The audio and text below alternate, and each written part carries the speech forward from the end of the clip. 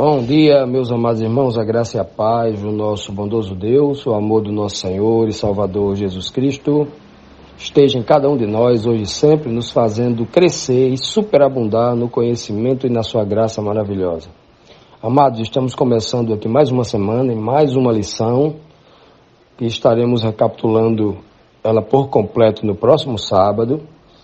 E o tema da lição desta semana é o Espírito do Consolador. Na semana passada nós estudamos sobre Jesus Cristo, o Consolador que nos consola, né? O Consolador que estava consolando no início do capítulo 14, né? Do capítulo versículo 1 até o versículo 16 é o Jesus Cristo consolando, né? O grande Consolador é Cristo. Pois bem, agora vamos estudar sobre o espírito desse Consolador, do grande Consolador enviado por Deus a nós, né? Esse é o tema da nossa lição. E o verso síntese desta lição está em João 14, versículo 17, que diz assim: a saber, o Espírito da verdade, o qual o mundo não pode receber, porque não o vê, nem o conhece, mas vós o conheceis, porque ele habita convosco e estará em vós. Então, esse verso aqui é uma sequência do versículo 16, né? É uma continuidade do versículo 16, onde Jesus Cristo diz: olha, eu vou rogar ao Pai para que Ele dê a vocês, né, outro Consolador, para que esteja convosco para sempre, né? E a gente já estudou a semana passada, concluímos o estudo da semana passada, mostrando ali o que era aquele outro Consolador, outra forma de consolar, na verdade, né? Outra forma. Eu rogarei ao Pai porque o Espírito vem do Pai. Se o Espírito Santo fosse uma terceira pessoa da Trindade, igual ao Pai, igual ao Filho, um Deus igual ao Deus Filho, ao Deus Pai, ele não precisava rogar ao Pai, mas a rogar ao próprio Deus, Espírito Santo, né? Então ele roga ao Pai porque o Espírito é do Pai, é algo que sai dele, algo que emana dele, né? Como o termo que diz o Espírito procede do Pai. Procede ali é uma palavra no grego aplicada aí chamada epikoreomai, que quer dizer sair de dentro de Deus pela boca, como o sopro, o Espírito de Deus. Não é uma pessoa que está do lado dele, mas é algo que está dentro dele. Então esse Espírito de Deus, que saiu de Deus, e o Pai deu a Cristo em plenitude, esse mesmo Espírito, conforme está lá em Atos 2,33, né, o Pai deu a Cristo o Espírito que tinha prometido ele, o Espírito da promessa, e Cristo derrama sobre nós esse Espírito. Então não é uma pessoa, mas um Espírito, né? Pois bem, e Cristo está dizendo que esse Espírito aqui é o Espírito da verdade. Ora, e quem é a verdade? É o Espírito que pertence à verdade. E quem é a pessoa da verdade? Segundo o próprio Cristo, aí no mesmo capítulo aqui, 14, verso 6, ele diz: eu sou o caminho, eu sou a verdade, né? Então ele está dizendo que é o Espírito da verdade. Ele já tinha dito que era a verdade, né? Olha, esse Consolador é o Espírito da verdade, porque a qual esse Consolador o mundo não pode receber. Por quê? Porque o mundo está sendo enganado por outro espírito, espírito e demônio. E o mundo não recebe porque nem o consegue ver, né? Nem o consegue ver no sentido de enxergá-lo, de ver a atuação dele, de entender qual o objetivo, que é salvação. O mundo não consegue, porque o mundo está querendo se divertir, né? E também o mundo não vê, no sentido de compreender, e também não o conhece, não mantém relação com ele, não experimentou já o toque dele, né? Não se deixou guiar por ele, não viu os frutos dele na sua vida, não conhece. Então o mundo não quer nada com esse espírito, porque o mundo não quer conhecer, não conhece, etc. Aí Cristo diz assim para os discípulos: mas vocês conhecem. Como é que os discípulos conheciam o Espírito Santo, o Espírito Santo que nem tinha sido dado ainda? Se você ler aí João 7, 38 e 39, o Cristo vai dizer: olha, aquele que crê em mim, do seu interior fluirão rios de água viva. Isso ele dizia acerca do Espírito que deveria ser dado, mas que ainda não foi dado, porque o Espírito só seria dado no Pentecoste. Ou seja, cerca de 53 dias a partir, 53, 54 dias a partir desta fala de Cristo aqui. Então ele diz bem claro aqui, com toda, né? O mundo não conhece, porque nem o vê e nem conhece no sentido, o mundo não pode receber esse Espírito porque nem o vê nem o conhece, mas vocês conhecem. Ora, quem era que os discípulos conheciam se o Espírito não tinha sido dado a eles ainda? Eles conheciam Jesus Cristo.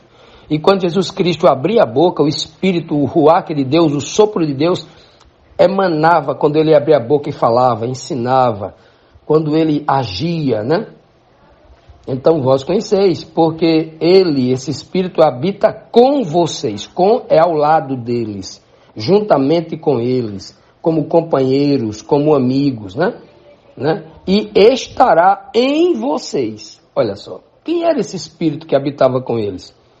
Né? Era o Espírito de Cristo que habitava na pessoa de Cristo. Quem habitava com eles fisicamente era Cristo. Agora o Espírito de Deus que estava na mente de Cristo era quem habitava no meio deles na pessoa de Cristo. Aí Cristo diz, ó, e esse Espírito estará em vós. Conforme aí no próprio capítulo 14, versículo 23, né? Como diz, olha, eu voltarei para vocês e farei morada em vocês. Eu e o Pai, não tem três pessoas não, é eu e o Pai. As únicas pessoas que vai voltar para morar, fazer habitação em vocês é o Pai. Por quê? Porque o Espírito é do Pai e o Pai envia o Espírito de Cristo a nossos corações. Está lá em Gálatas 4:6. Né? Não é o Espírito de outro. Não existe o Espírito do Espírito na Bíblia, não. Se o Espírito Santo fosse uma terceira pessoa, um terceiro Deus, né? Aí ele teria o Espírito dele. Porque a Bíblia fala o Espírito de Deus, fala o Espírito de Cristo, o Espírito dos anjos, Espírito dos homens, Espírito dos animais, Espírito de demônio, só não tem o Espírito do Espírito, ok? Então, é muito claro esse texto bíblico aqui. Aqui Cristo está se referindo a ele, ao Espírito que estava nele, não a terceira pessoa. E o Espírito que foi dado lá no Pentecoste, depois que Cristo ressuscitou, ascendeu ao Pai, é o Espírito que ele recebeu do Pai em sua mente, e agora ele derrama sobre a mente. É tanto que lá no Pentecoste, a lingueta de fogo, o símbolo do batismo do Espírito Santo, não foi nos pés, na barriga, nos braços, não, foi na cabeça. Uma chama na cabeça, mostrando que o Espírito habita na mente. Não é alguém que habita do seu lado, um ser pessoal, não. É na mente. Porque o Espírito, como disse Cristo, em Lucas, capítulo 23, um Espírito não tem corpo, não tem carne, não tem osso, não tem corpo. Como todo ser pessoal tem um corpo, o Espírito não tem, porque o Espírito não é um corpo, não é uma pessoa.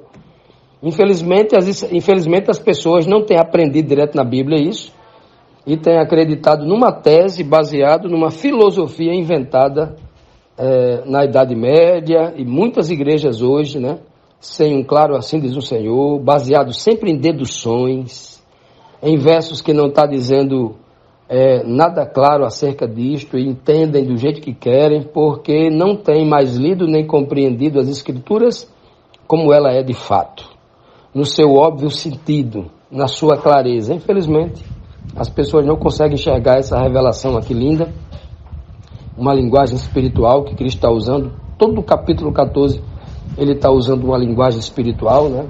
E se a gente precisa se esforçar um pouquinho e pedir luz dos céus para compreender essa linguagem linda que Cristo está usando aqui. Continuando, amados, vamos aqui para a primeira pergunta da lição desta semana, que diz assim a primeira pergunta: segundo o próprio Jesus, quem voltaria para ficar com os discípulos para sempre? Lembre-se que ele disse no versículo 16, né? Eu rogarei ao Pai e ele vos dará outro Consolador para que fique convosco para sempre. Quem é? Né? Olha o que ele diz no verso 18, no próprio contexto, ó. Na oração, na mesma oração ainda, quase que na mesma respiração que ele vai dizer isso, ó. Ele diz, não vos deixarei órfãos, voltarei para vós. Então, ele não diz assim, olha, o outro Consolador, que é outra pessoa, vai ser enviado para vós e eu venho junto com ele. Nós dois estaremos com vocês. Não diz isso, não. Ele diz aqui, ó, eu voltarei para vós. E outra coisa aqui, olha, quem é esse vós aqui? Como é que eu posso aplicar esse texto? Né? É aquilo que eu disse já algumas vezes aqui, é que a primeira coisa que eu tenho que entender é o cenário em que Cristo está dizendo isso. Cristo não está dizendo isso para uma multidão, nem está falando isso de uma forma profética, não. Uma forma profética no sentido de dizer assim, eu não me refiro a vocês 12, não. Estou me referindo só ao povo do futuro. Ele não está falando assim, não. Veja que Jesus Cristo está ali no cenário, onde ele está com a mente perturbada, sendo atacado ali, né, pelo peso do nosso pecado, o diabo ali rodeando, né? E aí, Pedro, né, insistindo para ir com Jesus Cristo, dizendo que Pedro vai negar, Jesus mandando Judas logo trair ele, né, ali no momento da ceia, uma situação meio complicada ali, uma situação ali. Cristo teve que dizer para Pedro, Pedro, você vai me trair, me desculpe, vai me negar 3 vezes, antes que o galo cante na madrugada, você vai me negar 3 vezes, hoje, ainda hoje, como é que você está dizendo que vai me seguir para... Então Cristo está dizendo isso e imediatamente começa a consolar, é naquele cenário que ele disse aqui. Então ele está consolando desde o versículo 1, não se turbe vosso coração, ele está consolando, preparando os discípulos para os grandes acontecimentos que virão, né?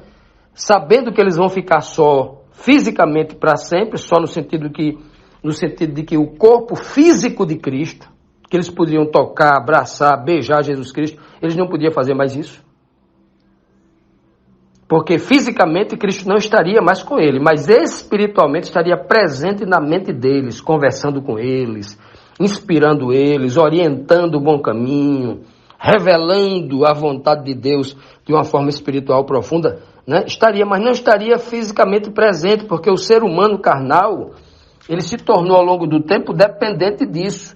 E para que ele seja desmamado dessa dependência, requer tempo. E aí Cristo, eles precisavam passar por essa transformação espiritual. E Cristo está consolando exatamente eles, para que eles consigam passar por essa transformação de mudança, por essa transformação de vida, que vai acontecer aí 50 e poucos dias. Até eles serem batizados com o Espírito Santo lá no dia de Pentecostes. Olha que coisa linda. Então, quando Cristo diz assim, voltarei para vós, ele está dizendo, voltarei para vocês 11 que estão aqui, ó. Ele não se referia à segunda vinda em glória. Ele estava se referindo ao retorno pós-ressurreição, para ficar com eles ainda 40 dias, e durante esses 40 dias eles receberam um verdadeiro preparo, né? Aquele período de desmame ali, né? Porque Cristo agora no corpo espiritual, que vinha e desaparecia, que estava com ele um tempo e desaparecia, e aos poucos ele ia indo e vindo cada vez mais, né? Assim, para preparar o coração deles, para que eles se acostumassem a não estar mais com o corpo presente 24 horas, mas se acostumassem com aquela presença espiritual. Eles sabiam que Cristo estava com eles ali, né? Eles sentiam isso, porque Cristo estava transmitindo este poder para eles, né? Tudo se referia a um momento de preparo espiritual. Então, quando Cristo diz assim, ó, eu não vos deixarei órfãos, voltarei para vós, é ele quem voltaria e não uma terceira pessoa. Quando Cristo retornou da sua ressurreição, ele não veio a tiracolo com outra pessoa, olha, estou apresentando você essa pessoa aqui é o Consolador. A partir de agora ele vai ficar com você. Não tem isso na Bíblia, não. Quem vai ficar com vós para sempre, né? Voltarei para vós para estar convosco para sempre, é aquele mesmo que prometeu lá em Mateus 28, versículo 20, né? Eis que eu estou convosco para sempre. Eu vou estar com vocês, em todo lugar que vocês forem, eu estarei com vocês para sempre. Mateus 28, versículo 20. É o mesmo também que disse no mesmo livro de Mateus, agora no capítulo 18, versículo 20. Aonde estiverem 2 ou 3 de vocês reunidos em meu nome, aí estou eu no meio de vós. De novo, vós, né? Vós aqui, muito claro aqui, né? Referindo-se a eles. Eu voltarei para vós. Eu não vos deixarei órfãos. Vocês não se sentirão como crianças abandonadas. Vocês não se sentirão abandonados, solitários em algum lugar, não. Vocês nunca estarão a sós. Vocês sempre estarão protegidos, né? O Espírito do Pai em Jesus Cristo, que os inspiraria, que os capacitaria, que os transformaria, né? Encheria de poder para enfrentar todos os desafios do mundo. É isso que Cristo está prometendo. Outro fato claro, né? Claro e muito importante de ser compreendido aí, é que somente Cristo, aquele que foi um de nós no sentido mais bonito, no sentido mais pleno e amplo, né, dessa palavra, aquele que sentiu as nossas dores, que compreendeu todas as nossas dificuldades. Quais são as nossas dificuldades, né? Que o ser humano tem como muito graves e que a gente precisa de apoio para superar tudo isso. Ó, os medos, as dúvidas, né? As dúvidas no sentido assim de não saber o que fazer, que depender 100% de alguém para conduzir, como Cristo aqui na Terra dependeu 100% do Pai. Ele não fazia nada da sua própria cabeça. Ele não veio aqui na Terra como alguém autônomo, já sei de tudo, para você me dizer nada, não. É o tempo todo Cristo sendo conduzido pelo Pai. Foi como a gente sentiu fome, sentiu cansaço, estava tão morto e cansado que ele dormiu na popa de um barco, o mar revolto, com ondas altíssimas, ele dormindo. Como é que alguém consegue dormir? O mar quase virando, jogando água lá no povo tudinho. Como é que alguém... Muito cansado. Muito cansado. Foi tentado em tudo, né? O diabo tentou derrubar ele em todas as formas de tentação, até exaltando ele, bajulando para tentar colocar nele o mesmo pecado que ele tentou colocar em Adão e Eva. Você será como Deus, né? Tentou estimular isso no filho, para que o filho pudesse cair. 3 vezes ele disse lá, se tu és o filho de Deus, ou seja, primeiro, se Cristo disse assim, não, eu sou o filho de Deus sim, ó, pedra, se transforma em pão. O segundo momento, o diabo, se ele desse ouvido a Satanás, igual Eva deu, o segundo momento ele ia dizer, se tu é filho de Deus, então tu é o próprio Deus, rapaz. Se tu é igual a ele, ou seja, o diabo ia enganar. Se Cristo tivesse dado uma brechinha para ele, ele teria ido longe demais. Então, Cristo era essa pessoa maravilhosa que se tornou um de nós para poder nos consolar da maneira mais profunda, da maneira mais perfeita, da maneira mais plena. É por isso que também o Pai lhe deu todo o poder para que ele pudesse também de nos julgar. Ele recebeu essa autoridade porque foi um de nós. Ele diz lá, o Pai a ninguém julga, mas ao Filho confiou todo juízo, porque ele é o Filho do homem. Ele só vai julgar porque ele é o Filho do homem. Da mesma forma que ele vai nos consolar porque ele é Filho do homem. Ele foi Filho do homem, um ser humano como a gente, que nos compreende. Então esse princípio bíblico, ele é muito claro, não é outra pessoa que vem. Como é que o Espírito Santo, sendo um Deus, um ser divino, que nunca, não encarnou, que não sentiu a dor, a tentação, a fome, a sede, o cansaço, como é que ele pode me consolar, né, se o Pai sempre, desde sempre, está enviando o seu Filho? Aí agora Deus vai mudar de ideia e vai enviar outra pessoa. Não tem nenhuma base bíblica para que a gente defenda essa ideia. Continuando, meus amados, vamos aqui para a segunda pergunta, que nos traz aqui mais um questionamento importante, que nos diz assim: como Jesus insiste em falar dele e não de outra suposta terceira pessoa, a terceira pessoa da Trindade, o Espírito Santo, como alguns dizem aí, né, que é o Consolador. No mesmo contexto de João 14,16, onde fala de outro Consolador, ele continua insistindo, é só ele. A conversa aqui é só a pessoa dele, não entra outro não. A única outra pessoa que vai entrar é a pessoa do Pai, porque é a fonte original de todo o Espírito. O Espírito Santo procede de dentro do Pai. O termo proceder, como eu já falei aí, é pikoreomai, no grego, quer dizer sair de dentro dele, do Pai. Pois bem, olha o que diz o texto aqui de João 14,19.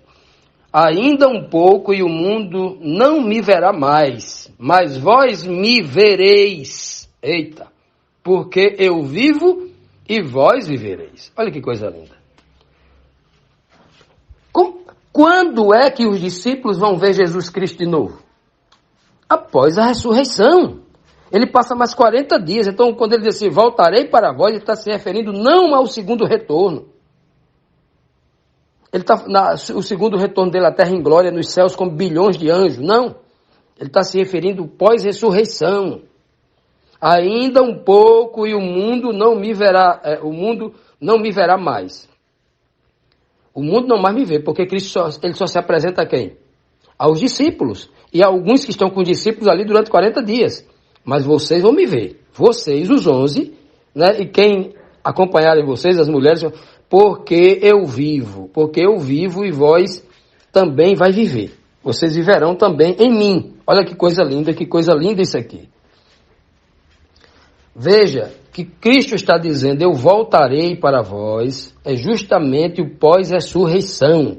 Ele não está falando do segundo retorno em glória. Esse texto aqui é um texto de consolação para aqueles discípulos que iriam passar por esse problema todo. Quando ele diz no início do capítulo 14, né? Não se turbe o vosso coração, creia em Deus, creia também em mim. Na casa do meu pai já há muitas moradas. Se não fosse assim, eu já tinha dito a vocês, mas eu estou dizendo a vocês, então ele já tinha dito. Ó. E o que é que ele vem dizendo até agora? Até do capítulo 1 de João, até o capítulo 13, ele disse que no céu tem uma cidade, Deus fazia casa de cerâmica, casa de concreto, de ouro, de marfim. Ele não está falando disso.